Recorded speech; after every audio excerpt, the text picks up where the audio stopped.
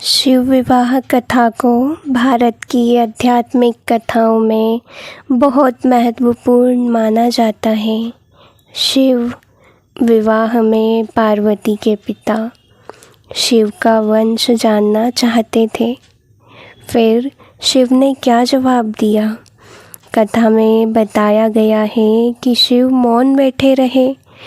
पार्वती के पिता ने सोचा कि ये अपने कुल वंश के बारे में भी नहीं जानते। भगवान शिव और पार्वती की शादी बड़े ही भव्य तरीके से आयोजित हुई। पार्वती की तरफ से कई सारे उच्च कुलों के राजा महाराजा और शाही रिश्तेदार इस शादी में सम्मिलित हुए, लेकिन शिव की ओर से कोई रिश्तेदार नहीं था, क्योंकि वे किसी भी परिवार से ताल्लुक़ नहीं रखते थे। आइए जानते हैं आगे क्या हुआ। भगवान शिव की शादी में आए हर तरह के प्राणी। जब शिव और पार्वती का विवाह होने वाला था तो एक बड़ी सुंदर घटना हुई।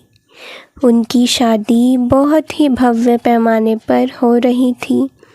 इससे पहले ऐसी शादी कभी नहीं हुई थी। शिव, जो दुनिया के सामने तेजस्वी प्राणी थे, एक दूसरे प्राणी को अपने जीवन का हिस्सा बनाने वाले थे। उनकी शादी में बड़े से बड़े और छोटे से छोटे लोग शामिल हुए।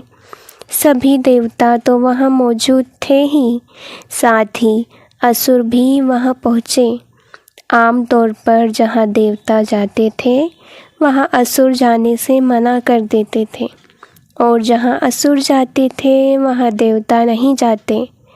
शिव पशुपति हैं, मतलब सभी जीवों के देवता भी हैं। तो सारे जानवर, कीड़े मकोड़े और सारे जीव जंतु शादी में उपस्थित हुए। यहाँ तक कि भूत पिशाच और विषुप्त लोग भी उनके विवाह में मेहमान बनकर पहुँचे। उनकी आपस में बिल्कुल नहीं बनती थी, मगर यहाँ तो शिव का विवाह था, इसलिए उन्होंने अपने मन के सारे झगड़े भुलाकर एक बार एक साथ आने का मन बनाया। शिव पशुपति हैं, मतलब सभी जीवों के देवता भी हैं। तो सारे जानवर, कीड़े मकोड़े और सारे जीव उनकी शादी में उपस्थित हुए। यहाँ तक कि भूत पिशाच और विषुप्त लोग भी उनके विवाह में मेहमान बनकर पहुँचे। यह एक शाही शादी थी। एक राजकुमारी की शादी हो रही थी, इसलिए विवाह समारोह से पहले एक अहम समारोह होना जरूरी था। भगवान शिव और देवी पार्वती की वंशावली के बखान की रस्म। वर वधू दोनों की वंशावली घोषित की जानी थी।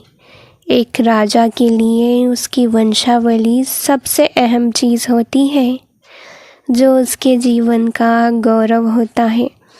तो पार्वती की वंशावली का बखान खूब धूमधाम से किया गया। यह कुछ देर तक चलता रहा। आखिरकार जब उन्होंने अपने वंश के गौरव का बखान खत्म किया तो वे उस मुड़े जिधर वर बैठे हुए थे।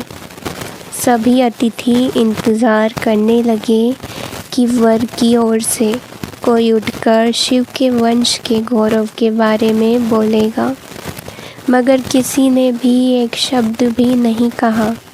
वधू का परिवार ताजुब करने लगा।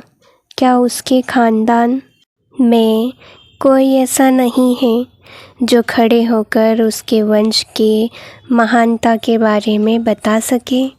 मगर वाकई कोई नहीं था। वर के माता पिता, रिश्तेदार या परिवार में कोई वहाँ नहीं आया था, क्योंकि उसके परिवार में कोई था ही नहीं। वहाँ सिर्फ अपने साथियों, गणों के साथ आए थे, जो विकृत जीवों की तरह दिखते थे।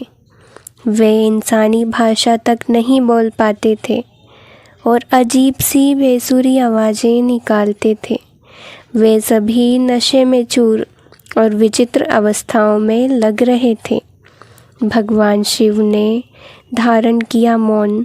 फिर पार्वती के पिता पर्वतराज ने शिव से अनुरोध किया, कृपया अपने वंश के बारे में कुछ बताइए। शिव कहीं शून्य में देखते हुए चुपचाप बैठे रहे। वह ना तो दुल्हन की ओर देख रहे थे, ना ही शादी को लेकर उसके मन में कोई उत्साह नजर आ रहा था। शिव कहीं शून्य में देखते हुए चुपचाप बैठे रहे। यहाँ ना तो दुल्हन की ओर देख रहे थे, ना ही शादी को लेकर उनके मन में कोई उत्साह नजर आया। वह बस अपने गणों में घिरे हुए बैठे थे और शून्य में घूरते रहे। वधू पक्ष के लोग बार बार उनसे यह सवाल पूछते रहे, क्योंकि कोई भी अपनी बेटी की शादी ऐसे आदमी से नहीं करना चाहेगा जिसके वंश का अता पता ना हो। उन्हें जल्दी थी, क्योंकि शादी के लिए शुभ मुहूर्त तेजी से निकला जा रहा था, मगर शिव मौन रहे। समाज के लोग, कुलीन राजा महाराजा और पंडित बहुत घृणा से शिव जी की ओर देखने लगे और तुरंत फुसफुसाहट शुरू हो गई। इसका वंश क्या है? यह बोल क्यों नहीं रहा? हो सकता है कि इसका कोई परिवार किसी नीची जाति का हो और इसे अपने वंश के बारे में बताने में शर्म आ रही हो। नारद मुनि ने इशारे से बात समझानी चाहिए। फिर नारद मुनि, जो उस सभा में मौजूद थे, उन्होंने यह सब तमाशा देखकर अपनी वीणा उठाई और उसकी एक ही तार खींचते रहे। वह लगातार एक ही धुन बजाते रहे। इससे खींचकर पार्वती के पिता पर्वतराज अपना आपा खो बैठे। यह क्या बकवास है? हम वर की वंशावली के बारे में सुनना चाहते हैं, मगर वह कुछ बोल ही नहीं रहे। क्या मैं अपनी बेटी की शादी ऐसे आदमी से कर दूं? और आप यह खिजाने वाला शोर क्यों कर रहे हैं? क्या यह कोई जवाब है? नारद ने जवाब दिया, वर के माता पिता नहीं हैं। राजा ने पूछा, क्या आप यह कहना चाहते हैं कि वह अपने माता पिता के बारे में नहीं जानते? नारद जी ने सभी को बताया कि भगवान स्वयंभू हैं। नहीं, इनके माता पिता ही नहीं हैं, इनकी कोई विरासत नहीं है, इनका कोई गोत्र नहीं है, इनके पास कुछ नहीं है, इनके पास अपने खुद के अलावा कुछ भी नहीं है। पूरी सभा चकरा गई। पर्वतराज ने कहा, हम ऐसे लोगों को जानते हैं जो अपने पिता या माता के बारे में नहीं जानते। ऐसी दुर्भाग्यपूर्ण स्थिति हो सकती है, मगर हर कोई किसी न किसी से जन्मा है।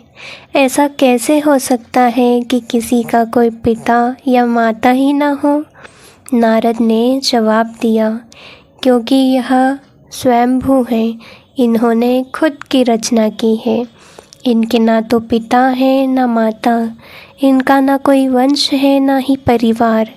यह किसी परंपरा से ताल्लुक़ नहीं रखते और ना ही इनके पास कोई राज्य है।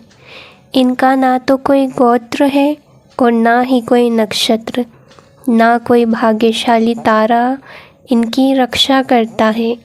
यह इन सब चीज़ों से परे है।